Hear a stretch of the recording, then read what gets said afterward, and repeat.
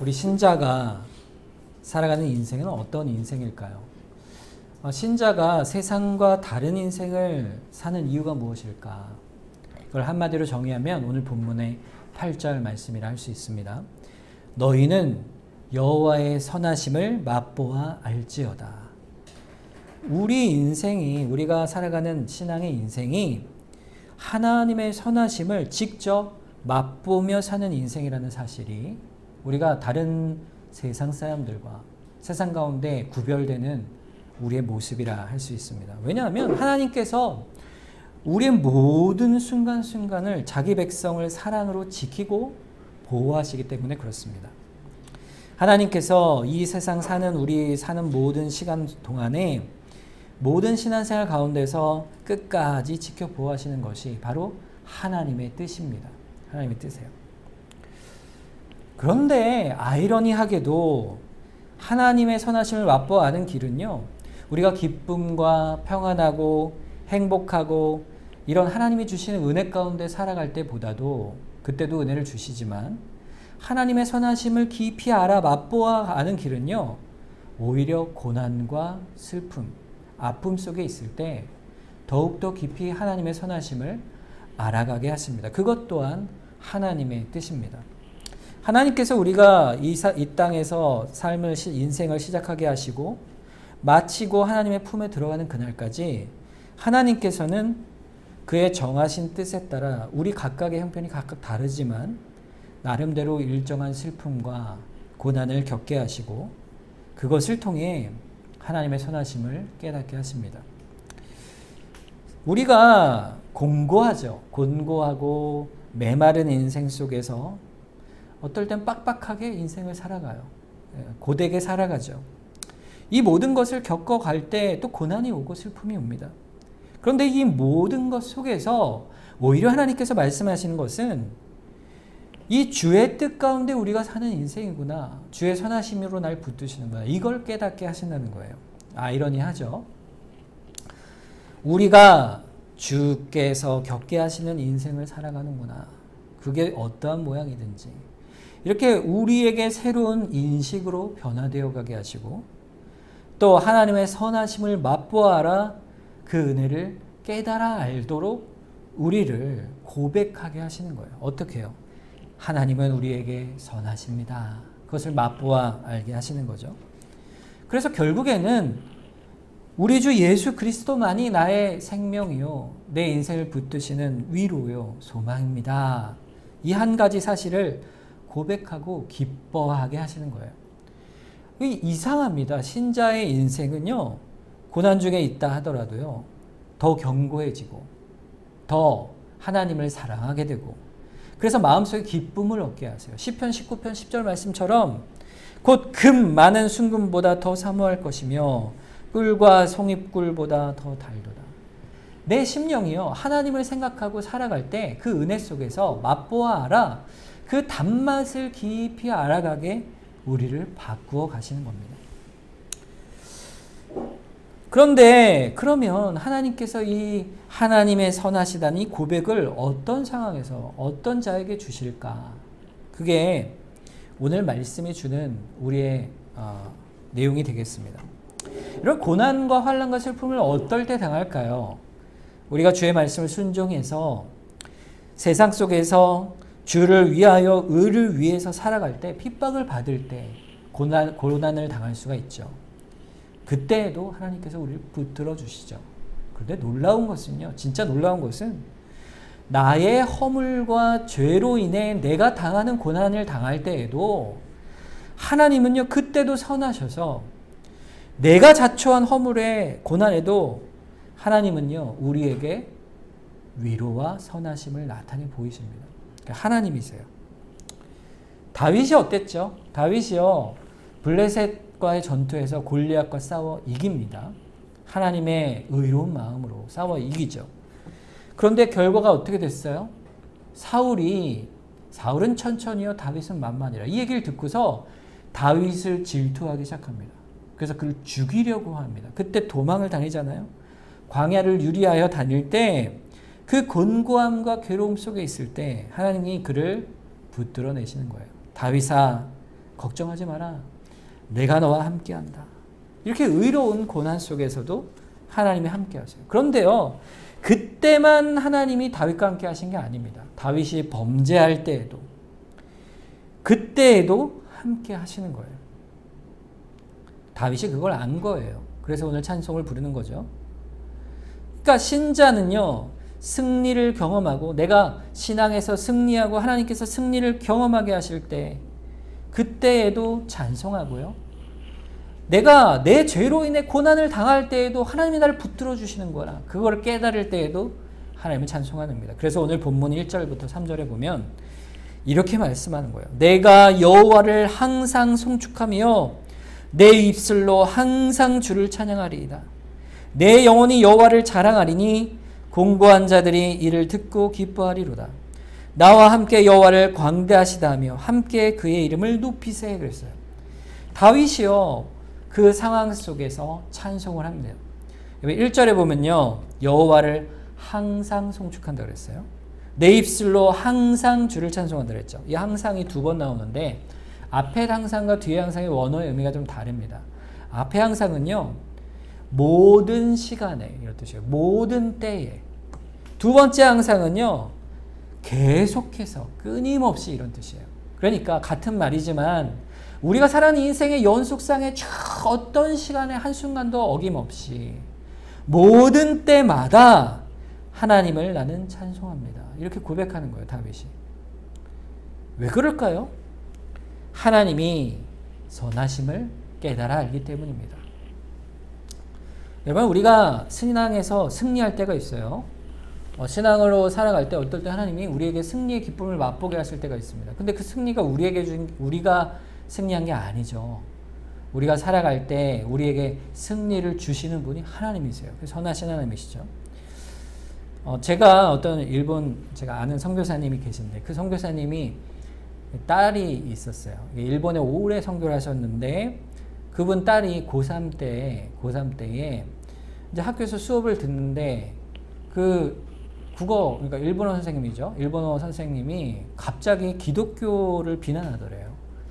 그러니까 기독교가 말로는 사랑을 말하고, 또 네가 바라는 것을 먼저 행하라, 이렇게 황금률 이렇게 말을 하지만 그거는 자기들끼리 얘기고, 오히려 밖에 나가면 기독교인이 아닌 자들, 하나님 안 믿는 자들을 목숨까지도 빼앗아 위협하는 아주 무시무시한 종교다. 이게 언제 그랬죠? 제국주의 시대 때 그랬잖아요. 그러니까 그런 악한 종교다, 이런 식으로 가르쳤다는 거예요, 학생들 앞에서. 선교사님 딸인 이 아이가 참을 수가 없는 거죠. 참을 수가 없어서 마음에 부대껴서 손을 든 거예요. 선생님한테 발언권을 달라고 한 거죠. 선생님이 무시를 하더래요. 2번을 들고 3번을 들었는데 끝까지 선생님이 발언권을 안 주고 결국 수업이 끝났다고 합니다. 여러분 같으면 어떻게 하시겠어요? 손을 들고 말할 자신 있으세요? 저는 용기가 없을 것 같아요. 근데 손을 들고 말을 했대요. 그런데 결국에는 말을 할 수가 없었잖아요. 끝나고 나서 그 아이가 어떻게 했냐면 교장실로 간 거예요. 그래서 교장 선생님께 찾아가서는 자초지종을 다 얘기한 겁니다. 이것은 아닙니다. 기독교는 그런 종교가 아닙니다. 기독교는 사랑의 종교고, 만일 그렇다면 우리 아버지가 선교사님인데 우리 아빠가 여기에 오지도, 일본 땅에 오지도 않았을 거고, 저도 여기에서 태어나지도 않았을 겁니다. 그럴 이유도 없죠. 우리 기독교는 교과서에서 말하는 대로 사랑의 종교입니다. 함부로 얘기할 수 있는 그런 것이 아닙니다. 이렇게 말을 했대요. 그리고 교장 선생님께 납득을 할 수 있도록 상황을 잘 설명하고, 그리고 집으로 그날 돌아갔어요. 돌아갔더니 엄마 아빠 이 얘기를 들은 거예요. 듣고서 어땠겠어요, 여러분 같으면. 아유, 마음이 철렁한 거죠.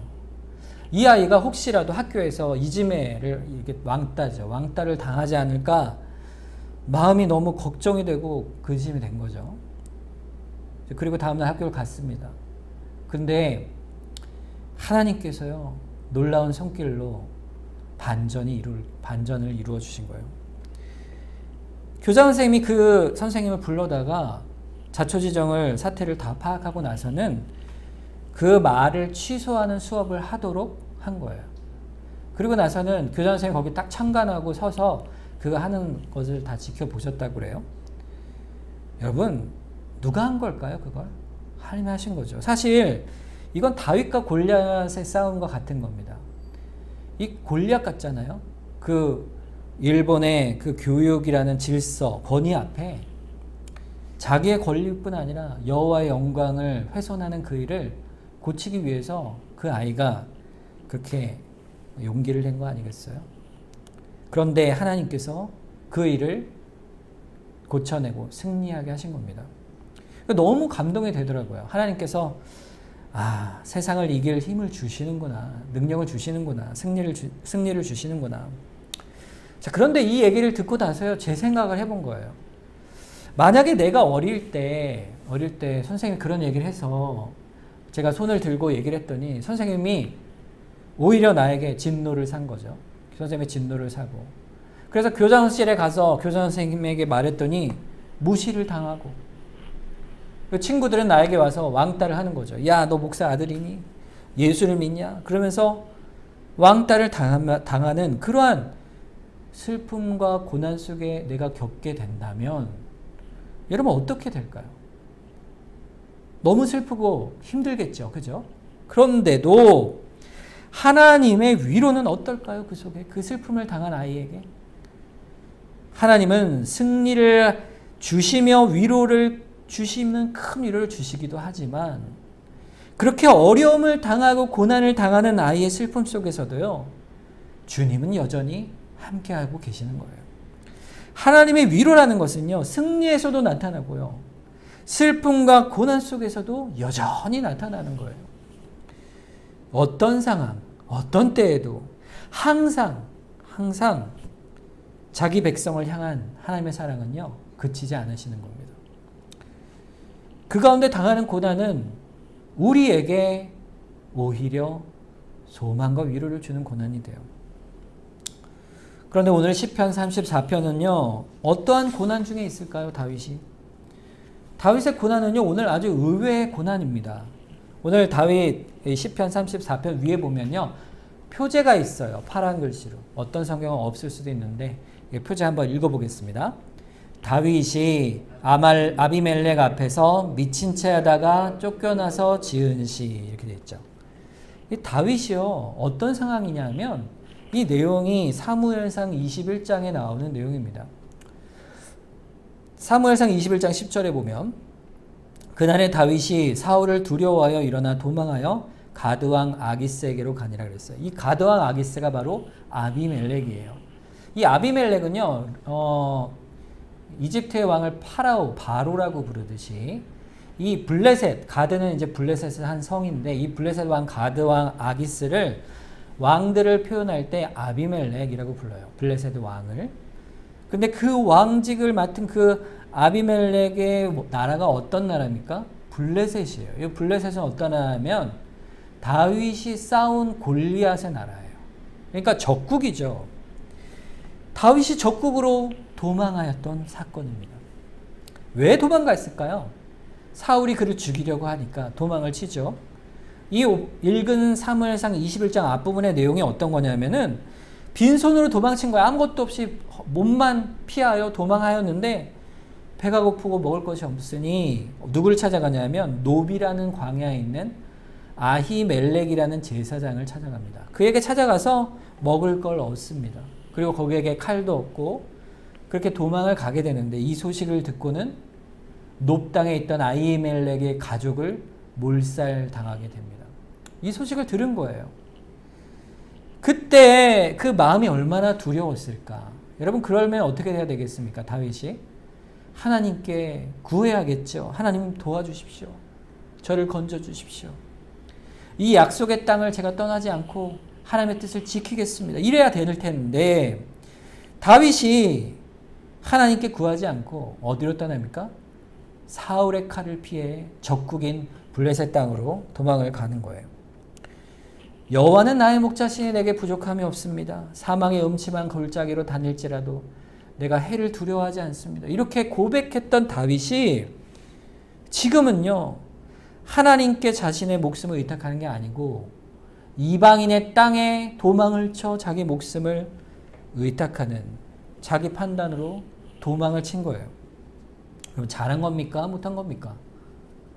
실수한 거죠. 못한 거죠. 그 결과가 어떻게 됐을까요? 다윗이 목숨을 부지할 수 있었을까요? 이 11절에 보면 아기스의 신하들이 아기스에게 말하되 이는 그 땅의 왕 다윗이 아니니까 무리가 춤을 추며 이 사람의 일을 노래하여 이르되 사울이 죽인 자는 천천히요 다윗은 만만히로다 하지 아니하였나이까 한지라 그랬어요. 저들이 다윗을 향해 뭐라고 불러요? 그 땅의 왕 다윗이 아닙니까? 왕이에요? 다윗이? 아니죠. 아직 왕이 아닌데 왕이라 그러고 사울이 죽인 자는 천천히요 다윗이 죽인 자는 만만이라. 이것을 누가 얘기하고 있어요 지금? 이방인들이 얘기하고 있는 거예요. 다윗은요 지금 자신의 존재를 망각하고 있어요. 하나님께서 그에게 그렇게 승리를 주신 것은 자신의 영광을 넘어서서 하나님의 이스라엘을 보호하시는 그 뜻을 드러내시기 위하여 다윗을 영광스러운 승리의 자리에 두셨는데 다윗이 그리 도망을 치고 부끄러운 수치를 당하니 이방인들이 그에게 말하는 거예요. 네가 하나님의 사람이 아니냐 말하는 거죠. 오히려 이방인 앞에서 자신의 존재를 하나님이 오히려 드러내 주시는 거예요. 수치 안에서. 그런데 다윗의 반응이 어떨까요? 12절에 다윗이 이 말을 듣고 그의 마음에 두고 가드왕 아기스를 심히 두려워하였다 그랬어요.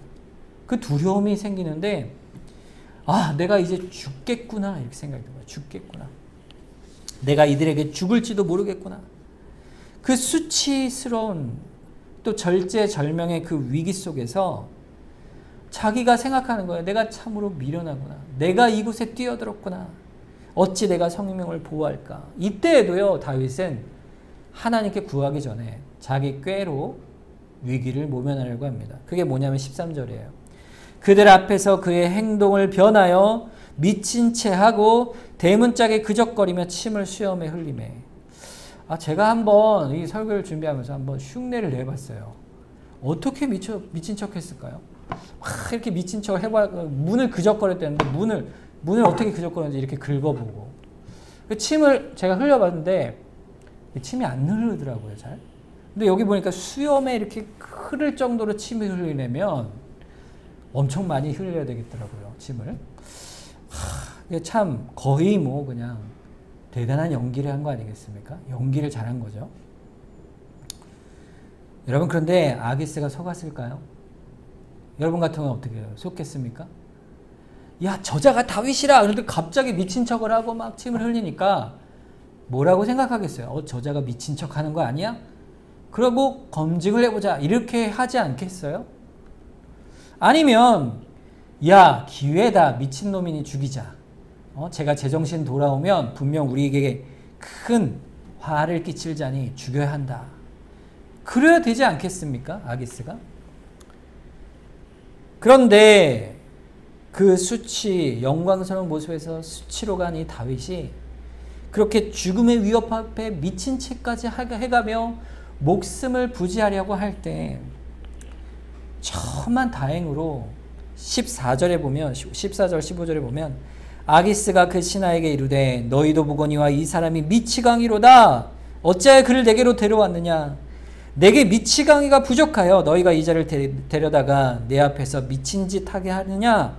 이 자가 어찌 내 집에 들어오겠느냐. 그래 뭐예요 결국? 돌려보내라. 여러분 뭡니까?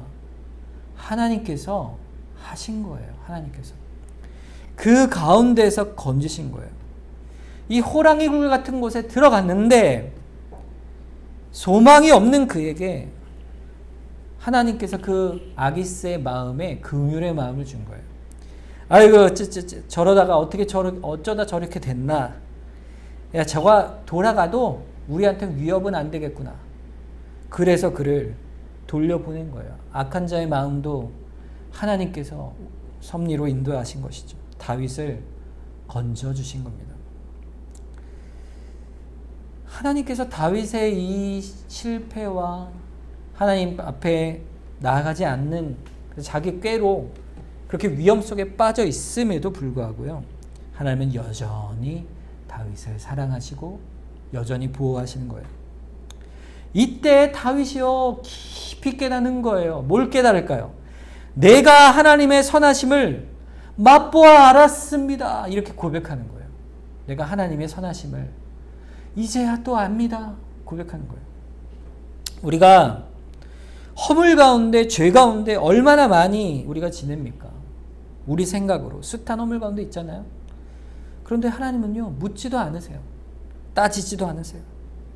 그걸 드러내지 않으시고, 그걸 그대로 치지 않으시고, 덮으시고, 다른 이의 마음을 바꾸어 내시고, 악한 인자의 마음을 써서라도 우리의 생명을 건지시고 보호하시고 은혜를 베푸시는 겁니다.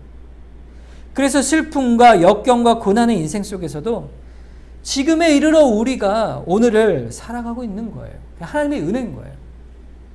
오늘 본문 말씀은요, 그것에 대한 찬송이에요. 아까 읽은 1에서 3절 말씀. 하나님의 은혜가 얼마나 큽니까? 얼마나 큰가? 나의 허물에도 불구하고 주의 은혜는 큽니다. 그러니까 다윗의 결론이 뭐예요? 4에서 7절 말씀입니다. 오늘 본문의 4절에서 7절. 내가 여호와께 간구하매 내게 응답하시고 내 모든 두려움에서 나를 건지셨도다. 그들이 주를 앙망하고 광채를 내었으니 그들의 얼굴은 부끄럽지 아니하리로다. 아, 공고한 자가 부르짖음에 여호와께서 들으시고 그의 모든 환난에서 구원하셨도다. 여호와의 천사가 주를 경외하는 자를 둘러 진치고 그들을 건지시는도다. 계속 반복되는 말이 뭐예요? 하나님께서 건지셨도다. 구원하셨도다. 부끄럽지 않게 하여 주셨도다. 하나님께서 환난에서 우리를 건져내 주셨도다. 그게 다윗의 결론입니다. 신자는요, 우리가 어떠한 고난을 당할지라도 하나님 도와주세요. 하나님이 우리의 상황에서 구원해 내시는 분이심을 믿는 자예요. 아는 자예요. 깨달아는 자예요. 그래서 엎드리는 자예요. 기도하는 자예요. 하나님은 우리를 그렇게 항상 보호하시고 지켜내시는 하나님 아버지이십니다. 여러분, 근데요, 우리 이렇게 건져내실 때요, 하나님은요, 우리에게 고난에서 건져내시곤 우리에게 특별한 뜻을 가지고 계세요. 우리가 고난에서 건져냄을 받으면 어떤 뜻을 우리에게 가지실까? 오늘 본문 읽은 사무엘 21장 말씀에 끝나자마자 바로 22장이 이어지는데 22장에 이런 내용이 있어요. 1절과 2절에. 그러므로 다윗이 그곳을 떠나 아둘람 굴로 도망하여 그 형제와 아버지의 온 집이 듣고 그에게로 내려가서 그에게 이르렀고 환난 당한 모든 자와 빚진 모든 자와 마음이 원통한 자가 다 그에게로 모였고 그는 그들의 우두머리가 되었는데 그와 함께한 자가 400명가량이었더라 그래요. 하나님께서요, 이때 미친 채 하고 도망하여 바로 도망한 그때에, 바로 그때에 하나님께서 다윗에게 어떤 이들을 보내신다고요? 환난을 당하여 궁핍한 자들, 빚진 모든 자, 마음이 원통한 자들이 400명가량이 다윗에게로 옵니다. 왜 하나님이 이때 그들을 보내셨을까? 그때 지은 시가요, 오늘 시편 34편 말씀이에요. 그들에게 보낸 이유가 있는 거예요. 8절과 오늘 본문 8절과 9절에 보세요. 너희는 여호와의 선하심을 맛보할지어다. 너희가 누구예요? 지금 얘기한 그 환난 당한 자들이에요. 그들을 향해서 너희는 여호와의 선하심을 맛보할지어다. 선포하는 거예요. 그에게 피하는 자는 복이 있도다. 너희 성도들아, 여호와를 경외하라. 그를 경외하는 자에게는 부족함이 없도다. 내가 경험해 본다. 하나님이 나의 고난마저도 건져내셨다. 하나님의 선하시다. 그러니 나를 하나님의 찬양의 도구로 삼아 주셨어. 그러니까 결국 그 찬송을 누구에게 전하는 겁니까? 함께 있는 성도들에게 전하는 거예요. 고린도서 1장 3절과 4절에 보면요, 사도 바울이 이렇게 말씀해요. 찬송하리로다. 그는 우리 주 예수 그리스도의 하나님이시오 자비의 아버지시오 모든 위로의 하나님이시며 우리의 모든 환난 중에서 우리를 위로하사 우리로 하여금 하나님께 받은 위로로서 모든 환난 중에 있는 자들을 능히 위로하게 하시느니라 그랬어요. 우리가 당하는 환난은요, 하나님이 건지시면 그 환난을 통해서 어떻게 해요? 옆에 다른 환난을 당한 자를 위로하게 하시는 거예요. 여러분, 환난은요, 우리 개개인 자신에서 환난에서 건지시고 위로하시는 것만이 아니에요. 그 뜻이. 동일한 환난, 같은 고난에 있는 다른 자들을요, 위로하게 하시는 거예요. 여러분, 우리가 가진 은사, 우리가 가진 행복과 평안도 그것을 통해 다른 이들에게 함께 그것을 나누는, 겸손히 그것을 나누는 그러한 성도의 열매를 우리에게 주세요. 그런데 반대로 고난도 그렇다는 거예요. 고난을 당하여 나밖에 난 그 고난을 몰라. 나보다 고난 당한 사람이 어딨어. 아유, 내가 당하는 이 고난을 누가 알겠어. 이렇게 닫는 게 아니고 내가 당한 고난을 가지고 어떻게 해요? 다른 고난 당한 자에게 넉넉히 이해하고 그들의 위로를 위로해주고 슬퍼함을 함께 해주는 거예요. 이것이 교회를 향한 하나님의 뜻입니다. 다윗이 지금 그것을 선포하는 거예요. 제가 예전에 아는 그 집사님이 한 분 계신데 지금 돌아가셨는데 저희 아버지 뻘 되는 분이에요. 그 집사님이 예전에 저에게 그런 얘기를 해주셨는데 이 집사님은 항상 은혜가 풍성한 분이셨어요. 어느 분을 만나도 항상 찬송이 있고 또 위로를 주는 그런 분이셨는데 이분이 자기가 어린 시절에 겪었던 일을 말씀해 주시는 거예요. 6.25를 겪으셨는데 자기 집에 이렇게 가족들이 모여 있는데 그때 폭격이 계속 미군에 의해서 폭격이 있었잖아요. 근데 집 한가운데 폭탄이 떨어진 겁니다. 폭탄이 떨어졌으면 어떻게 되겠어요? 온 가족이 다 그 폭격에 의해서 죽은 거예요. 돌아가신 거죠. 근데 이 집사님은 아주 어릴 때이기 때문에 몸이 작잖아요. 그래서 거기서 목숨을 다행히 건지게 된 겁니다. 근데 이분이 피난길을 가서 혼자 고아로 살아가신 거예요. 근데 그분이 그러다가 예수님을 만난 겁니다. 예수님을 만나서 그 인생이 바뀐 거예요. 자기가 가진 고난이 그에게는 하나님 안에서 위로를 얻는 놀라운 은혜를 누리게 된 거죠. 근데 같이 또 이제 결혼한 권사님도 똑같은 분이세요. 똑같은 분이세요. 이 두 분이요, 항상 이 교회에서 어떤 슬픈 일이 있으면 그 자리에 계세요. 장례가 있으면 항상 오세요. 그분들이 찬송을 부를 때는 위로를 얻고요. 그분들이 함께 위로를 나누면 많은 이들이 위로를 얻었던 기억이 납니다. 하나님을 우리를 바꿔주세요. 지난주에 했던 고린도후서 6장에 보면 이렇게 얘기하잖아요. 죽은 자 같지만 우리는 살아있는 자요. 근심하는 자 같으나 항상 기뻐하는 자요. 가난한 자 같으나 많은 사람을 부유하게 하고 아무것도 없는 자 같은데요. 모든 것을 가진 자 같은 그러한 모습으로 우리를 바꾸어 주시는 거예요. 그래서 결국 하나님께서는 선하신 겁니다. 우리의 고난 중에서 우리를 깨달아 알게 하실 뿐 아니라 나를 통해 많은 사람들에게 위로를 주시기도 하세요. 오늘 본문 11절에 보면요. 이렇게 되어 있어요. 너희 자녀들아 와서 이 말을 들으라. 내가 여호와를 경외하는 법을 너희에게 가르치리라 그랬어요. 나를 통해서요. 여호와를 경외하는 법을 가르치겠다. 여호와를 경외한다는 말이 뭘까요? 여호와를 경외한다는 말은 원래 원어적 의미가 두려워한다는 뜻이에요. 근데 신앙이라는 건 참 이상해요. 이상한 게 뭐냐면 하나님이 두려우면 어떻게 해야 돼요? 무서워서 하나님에서 도망을 쳐야 되잖아요. 그런데 신자는요. 하나님을 두려워할수록 어떻게 합니까? 하나님께 엎드려요. 하나님께 나아가요. 하나님을 가까이 해요. 하나님 앞에 본문 18절 보세요. 여호와는 마음이 상한 자를 가까이 하시고 중심을 통회하는 자를 구원하시는도다 그랬어요. 하나님이 마음이 상하고 하나님 앞에 저는 죄인입니다. 하나님 저의 고난을 불쌍히 여겨주십시오. 이렇게 통회하면 하나님이 오히려 그를 가까이 하시고 구원하신다. 그 하나님께 가까이함이 바로 하나님을 경외한단 말이에요.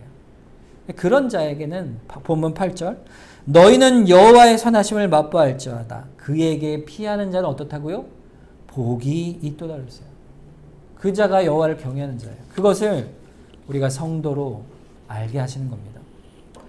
우리 성도가 그 선하심, 하나님의 선하심을 무엇으로 깨닫습니까? 한 가지가 있어요. 그게 뭘까요? 예수 그리스도세요. 예수 그리스도. 예수님께서요, 우리의 고난과 슬픔과 아픔을 다 짊어지시기 위해요. 친히 이 땅에 오셔서 우리의 질고와 아픔, 슬픔을 친히 다 경험하시고 짊어지시고 그 고통을 십자가에서 다 짊어지신 거예요. 그래서 예수님이 우리의 참된 위로가 되시는 겁니다.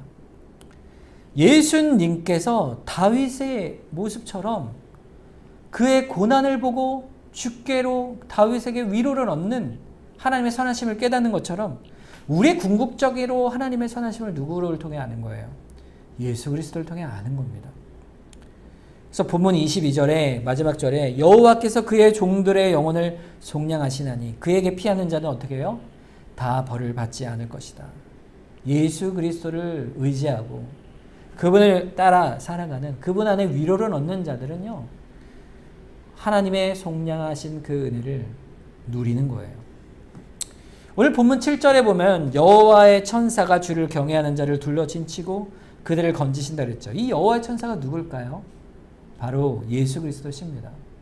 물론 천사들을 말하기도 하지만 성경 곳곳에 보면 구약 성경에 성육신 하시기 전에 성자 하나님께서 구원자로서 우리에게 나타나실 때가 있었어요. 창세기 22장에 가면 아브라함이 이삭을 제물로 바치라 시험하실 때 아브라함이 이삭을 꽁꽁 묶어서 칼로 이제 죽이려고 하는 순간 그때 이렇게 말씀하시죠.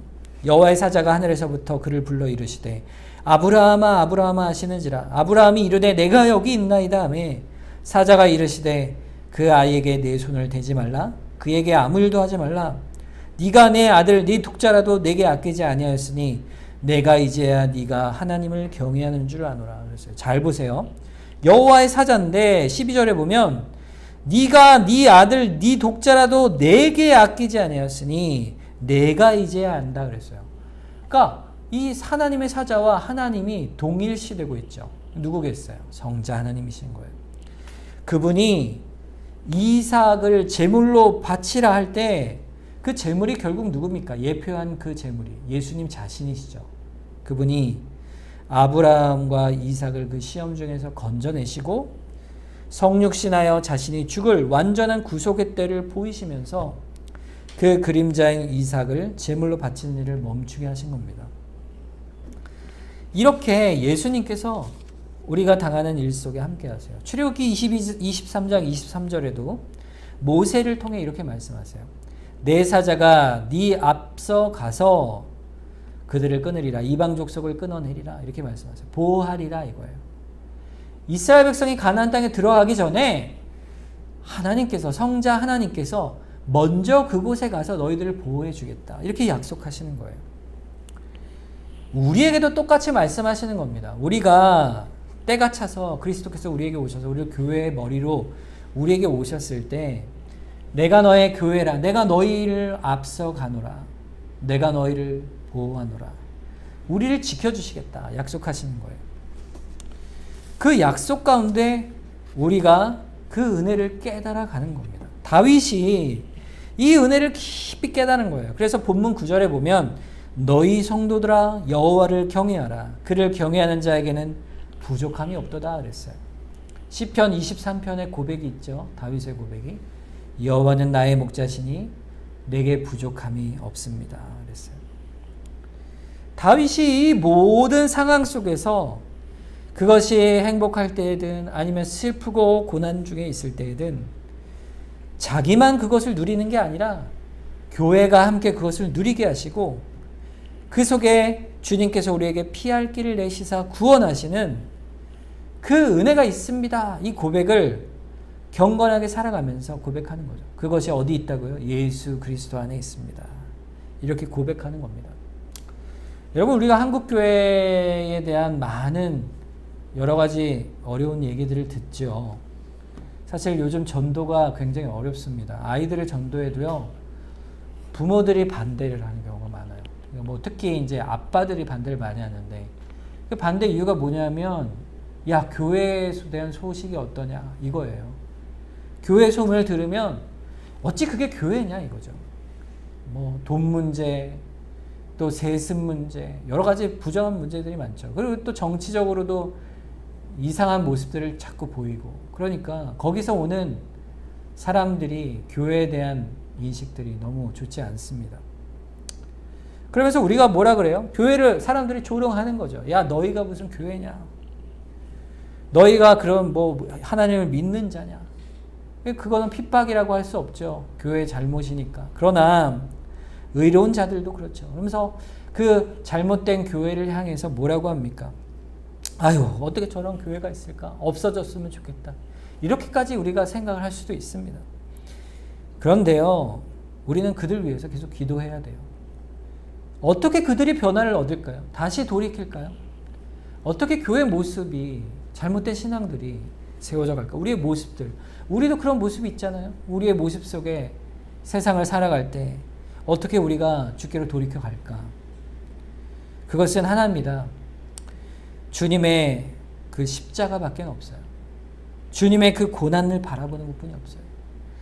주님이 그 우리를 위해 죽으신 그 죽으심을 바라보고 거룩한 삶을 살아가는 수밖에 없는 겁니다. 교회가요, 예수를 믿습니다 말만 하면 구원 얻는다. 그런 구원이 어디 있습니까? 성경에 그런 말이 어디 있어요? 그런 값싼 복음이 없습니다. 우리 마음에 그리스도를 믿어 그 십자가를 마음에 새기면 거룩하게 살아갈 수밖에 없는 거예요. 그걸 어떻게 깨닫게 하십니까? 고난 속에서도 깨닫게 하시는 거예요. 우리가 살아가는 도중에 말씀 중에 깨닫게 하시고. 그런 자는 어떻게 살아갑니까? 본문 12절 14절에 생명을 사모하고 연수를 사랑하며 복받기를 원하는 사람이 누구뇨? 이 말이 뭐예요? 생명을 사모하고 연수를 사랑하고 복받기를 원하는 사람. 이 땅을 살아가는 동안에 복된 삶을 살아가기를 원하는 사람이 누구냐 이거예요.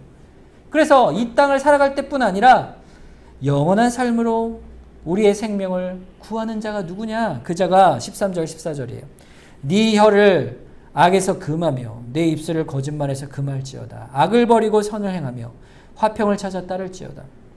하나님의 선하심을 아는 자는요, 예수 그리스도의 속량을 받은 자는, 그 은혜를 찬송하며 살아가는 자는 하나님의 거룩한 삶을, 그 백성을, 내 삶을 살아가길 원하는 사람이에요. 그렇게 우리를 바꿔 가시는 겁니다. 우리 신앙의 특징이 뭘까요? 결론을 내리자면 1절부터 3절이죠. 그래서 내가 여호와를 항상 송축합니다. 내 입술로 항상 주를 찬양합니다. 내 영혼이 여호와를 자랑합니다. 공고한 자들이 이를 듣고 함께 기뻐하리로니 나와 함께 여호와를 광대하시다 하며 함께 그 이름을 높입시다. 이렇게 찬송하는 거예요. 그게 우리에게 하나님의 선하심을 맛보아 아는 자, 고난 중에라도 하나님의 선하심을 받은 자. 그래서 영적으로 교회 안에 서로 나와 함께 찬송합시다. 이렇게 부르짖고 그 인생을 영광 돌리며 살아가는 자의 모습인 거예요. 그 자가 8절에 너희는 여호와의 선하심을 맛보아 알지어다. 이렇게 말씀하는 거예요. 하나님의 선하심을 우리는 맛보아 아는 자예요. 본문 10절 마지막에 보면 이렇게 돼 있죠. 젊은 사자는 궁핍하여 줄일지라도 여호와를 찾는 자는 모든 좋은 것에 부족함이 없으리로다. 이 말이 뭐냐면요, 염려하지 말라 이거예요. 염려하지 말라. 선하신 하나님을 믿고 살라. 반드시 하나님이 너를 붙드시고 인도하시리라. 여러분, 젊은 사자가 뭘까요? 가장 민첩하고 강할 때 아니겠어요? 사냥을 하면 그 사냥이 실패하지 않겠죠. 젊은 사자의 힘이죠. 세상에서 그런 자가 있을지라도, 그는 줄일지라도 하나님의 여호와를 찾는 자는요, 슬픔과 고난과 궁핍 중에 있을지라도 결코 부족함이 없을 것이다. 왜냐하면 하나님이 우리와 함께 하시기 때문이라. 그게 하나님의 약속입니다. 그러니 염려하지 말고 두려워하지 말라. 하나님의 선하심을 알아가라. 이 신앙의 길을 넉넉히 이루어가라. 이렇게 우리에게 말씀하시는 겁니다. 우리가 각자의 삶이 다르죠. 우리의 모습이 각자 다르고 우리 각자의 짐이 있고 또 고난과 슬픔이 있을 때 우리가 서로를 위로하는 거예요. 서로를. 여러분, 내가 고난 속에서 하나님의 건지심을 깨닫게 되면요, 함께 나누시길 바랍니다. 나누시고 위로를 같이 얻길 원해요. 같은 고난 중에 있을 때. 이게 교회의 모습이에요. 성도 속에 아픔이 있을 때 같이 그를 위해 기도해주고 또 그를 위해 우리가 함께 가는 것이죠. 그러나 분명한 것은 그 모든 과정이 하나님의 선하심을 알아가고 그리스도 안에서 또 복을 누리는 우리의 길임을 믿고 함께 가는 겁니다. 그 은혜 가운데 우리가 하나님의 선하심을 맛보아하는 우리 동백교회 모두가 되기를 주님의 이름으로 축원합니다. 우리 이 시간 함께 기도하겠습니다. 하나님의 선하심을 맛보아하는 인생을 살게 하여 주시옵소서. 하나님, 우리가 고난 중에 있습니다.